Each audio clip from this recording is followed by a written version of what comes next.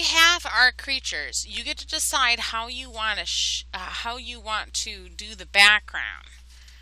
But I'm almost thinking it's been a while since we've done pointillism.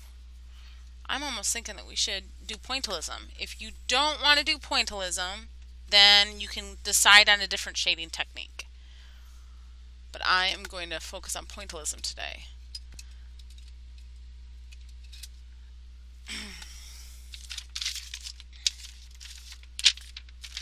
Pointillism is a bunch of dots.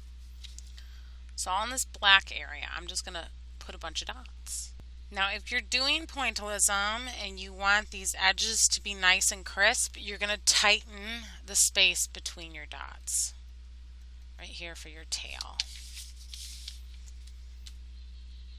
There we go.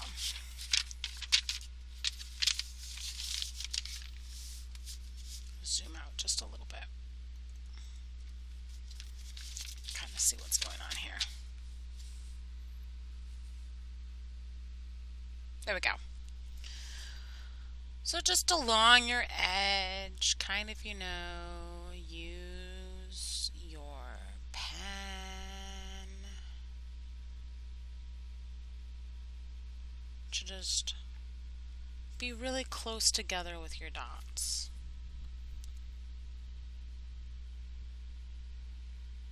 This is going to ensure that you have a nice, solid, crisp, easily definable shape. I'll even show you what it looks like without the pencil line underneath.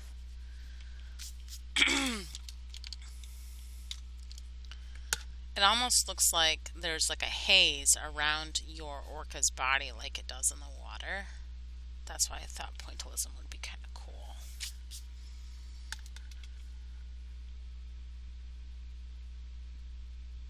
What I love about this technique is it's usually pretty relaxing.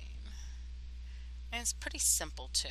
It's really repetitive. You almost kind of can meditate with it. It's pretty neat.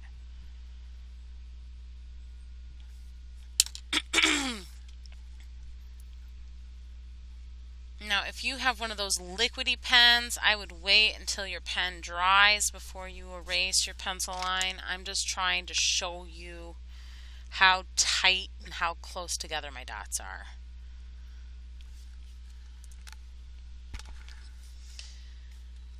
Now for the white areas underneath the belly, you're going to want to minimize your dots. Still have them close together, but you're almost going to want to minimize them so that way they're a little bit thinner.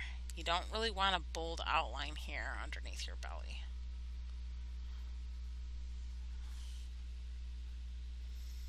And I'm literally moving all the way across my piece. I'm not really worrying about the shading part right now. I'm literally establishing my shapes with my pen. This can also be done in pencil. You might want to have like a darker lead or something like that, because pointillism can be done in pencil. It's just not as stark of a difference. That's what I like about the ink. It's just like popping.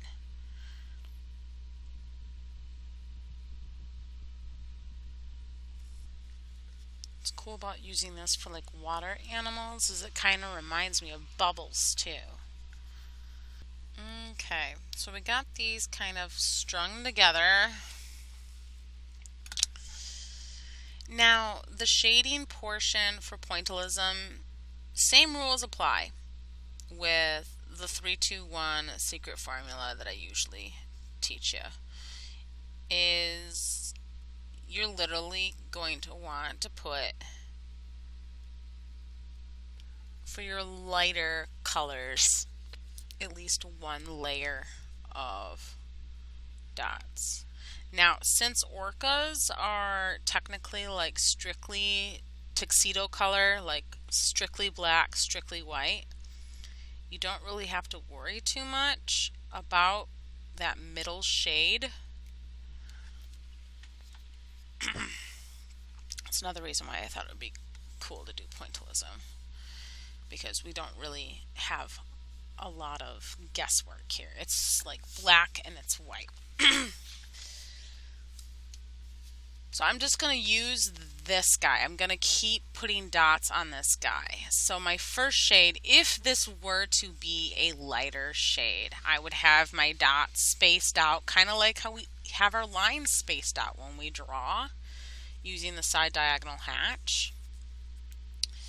With pointillism, it's just in the form of dots instead. So lighter shades, you would have the white peep through to kind of make your space look lighter.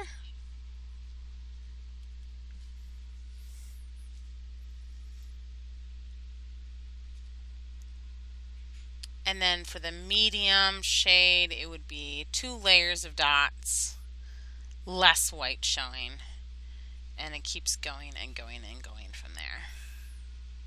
Super simple. That's why it's so meditative, relaxing.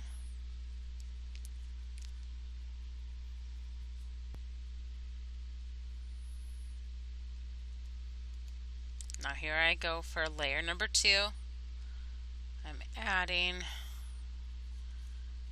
some dots in between here. And that would kind of be like layer or value number 2. But since we're dealing with pitch black here, I'm going to at least do a minimum of 3 layers of dots. In fact, if I wanted to do 4 or 5, that would be pretty fair.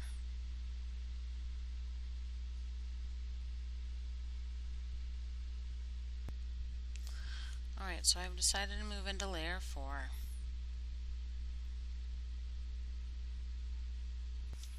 Let's zoom out and see what it looks like. Now, using the techniques that you've learned for your adult killer whale, you're going to do the same thing for your baby killer whale. Feel free to pause this video before we start moving on into how to do your background. Now, if you've already finished that, I'm going to show you or kind of give you a heads up of what's going on here. For my sand, I have 1 layer of dots, and I literally have them spaced out in such a way that they are a lighter value than the whales, but still a little bit darker than the white in the whale. So that's why you're seeing dots in the sand. Now for the rocks, I have approximately 2 layers for the surface of my rock and 3 layers for the shadowy part of my rock. Each layer, each time I add a layer, I'm closing the space up more between the dots that were originally applied to the paper. Now, you're going to use this technique to slowly build your areas and your values. Values is a fancy way of saying your range of shadows. So what we're going to do here is the rock is going to be darker than the sand. The sand is a little bit darker than the white on the orca, and the undersides of the rock are actually going to be even darker. So because they are further into the ocean and they're facing away from the sunlight or the light source that is coming in from the top of the water. So try to use this key or this idea to finish the rest of your piece for your orca family.